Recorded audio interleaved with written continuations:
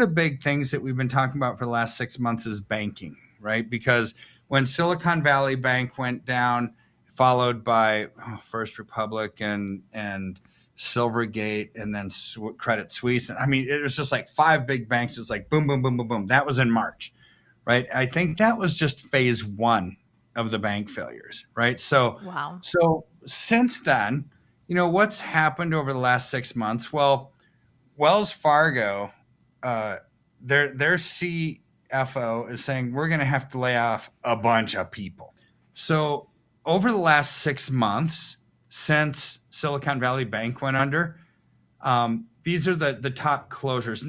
So the banks themselves haven't gone out of business, but they're closing branches. So since March, when Silicon Valley happened, PNC has closed 201 branches, US Bank 185, Wells Fargo 160. Oh, by the way, Wells Fargo actually closed their mortgage division completely, right? In addition to that, JP Morgan Chase closed 54 branches, Bank of America 49, Santander, which I don't even know what that bank is, but they've closed 44.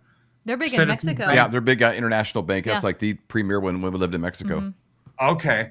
Mm-hmm. Citizens Bank 38, Huntington Beach 32, M&T Bank 21, Fifth Third 19.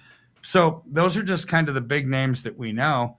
But in the last 6 months, 1,144 branches have closed. Wow. Now, this massive amount of U.S. Treasuries on the open market that nobody wants, the Fed is actually having to buy them so the U.S. Treasury doesn't go into meltdown mode. So therefore, they're not allowing people to sell their stuff until they have to have it go until maturity because there's nobody that wants it. Imagine a world where nobody wants the rock solid bellwether, blue chip U.S. Treasury. People don't want it anymore globally. I mean, how quickly the mighty have fallen, right? I mean, this is weird how nobody wants U.S. Treasuries anymore. Well, to me, it's not weird. There's just been a balance of power change. It's gone from the West to the East. It's going to the BRICS nations. But what we're seeing manifest itself right underneath our nose is the Treasury freezing accounts, is banks freezing accounts, not letting people pull their money out. See, these stories don't necessarily hit the news like an all-out bank failure would. Like when Silicon Valley Bank went under, it's like, what? All these people, they can't access their accounts. The bank failed. We're not talking about this bank failing yet, but the end result is the same. People can't access their money. So it's just a matter of time before that bank fails, right? Because once it hits the news that people can't get their money, they haven't been able to for 6 months, it's lights out. Oh, yeah. And so I think that the powers that be, whoever those powers are doing everything humanly possible to stave off D-Day. Say, we can't let this story go public, right? We can't, or else we're going to have a run on the banks. We're not ready for that. But this is where the point is, you have to be careful where your money is. Cash isn't necessarily safe. Banks, 10 months ago, somebody would say, hey, Kirk, I'm out of the stock market. I'm out of the bond market. I've listened to you talk. I'm just sitting in cash on the sideline with money in the bank. My answer would have been great. It's a safe place for it, right? Can't say that now. I can't say that money in the bank is safe. Nope. When we don't know when the next bank that's going to fail is going to fail. We don't know which one it is. Even banks like Walmart, Green Dot Bank, Walmart, one of the largest retailers in the world. You think they'd be safe? No, they don't. They can't access their money because evidently Treasury Direct has frozen people's accounts. And that's what they offer for people. I mean, this is getting weird, but it's all pointing to their system of get central bank digital currency. It'll fix all of this. And they're going to use all of these horrible stories to be the shiny thing, the dangling carrot, the enticement to get people to move into their system. And I would tell people, do not. Once you go in, you're not getting out. That door is a one-way door. You can't get out. Man. So this is the amount of money that's left the banks over the last 30 days. $70 billion in 30 days has left the banking system. So you multiply that times 12. Wow, that's not good. That's well over $3.5 trillion, which is 15% of the total money supply, right? On an annual basis. there's a free fall of money Mm-hmm. leaving the banks. It's like this waterfall, and it's not in the right direction. So, Dr. Kirk, a lot of times you talk about, protecting yourself by getting something tangible like gold, silver right now because it's underpriced at this point.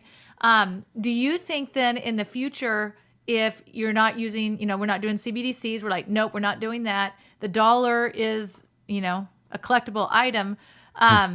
Do you think that you'll be able to use that for trading? Do you think, what would that look like? Well, we've never had to experience that, but I think that's where we're headed, in a worst case scenario.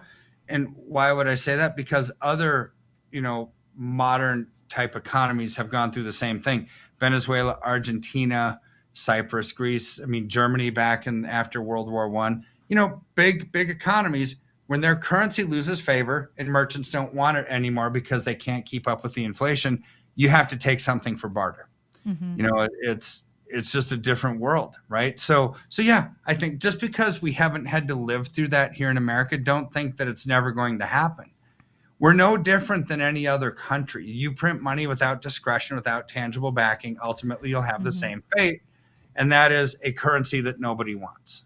Man, it's huge. Okay. And that's where we are. Yeah. Okay. So, and you talk about silver right now. I kind of just touched on it, but at this point, it's underpriced compared to gold. Gold's not necessarily overpriced. It's just underpriced compared to where it typically would fall in comparison to gold. And so that's why you say at this point, silver is the best thing for people. Is that right?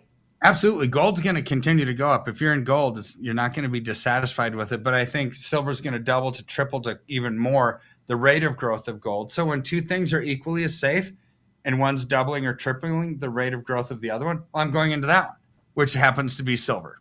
Yep. And eventually, I love that when we work with you, you can help us. If it gets up to that and then it's time to move to gold, you actually help us to transition to the next step. It's not like, oh, now we got to figure out what are we going to do. You actually walk us through that process. And then in the future, if it's a stock market, you help us to walk back into that. Correct. We hold your hand through this economy because nothing lasts forever, right? We'll let you know it's time to buy, sell, reallocate, lock in those profits because we know that this might not be your thing. You weren't born, created, gifted to manage money. You were born gifted to do whatever you do to create money, right? Mm-hmm. So this is our gifting. This is what we do. And we want to partner with you on that. Hold your hand through it and always let you know when it's time to do anything. We'll let you know. That's really good. So Flyover family, you can go to flyovergold.com. And when you scroll down to the bottom, there's a place you can fill out your information. When you do that, someone from Dr. Kirk's team will get a hold of you to help answer your questions. It's absolutely free. It doesn't cost you any money whatsoever. You can also call 720-605-3900. Again, that's 720-605-3900 or go to flyovergold.com. Dr. Kirk, thank you so much for your time. We really appreciate it.